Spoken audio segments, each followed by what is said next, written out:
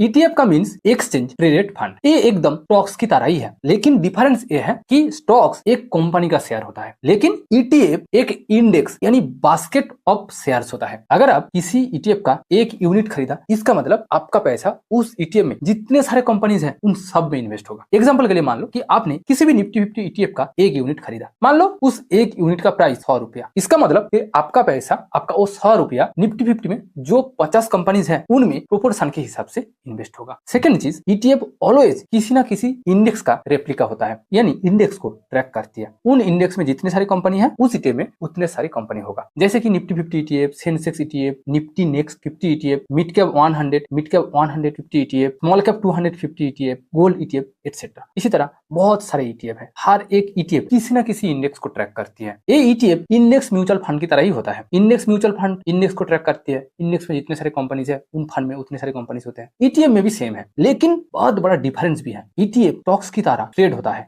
हर second में, हर minute में, लेकिन mutual fund, index fund trade नहीं होता है। म्यूचुअल फंड में ट्रेडिंग पॉसिबल नहीं है, बट ईटीएफ में पॉसिबल है। उम्मीद है ये ईटीएफ क्या है वो आपने ब्रीफली समझ लिया।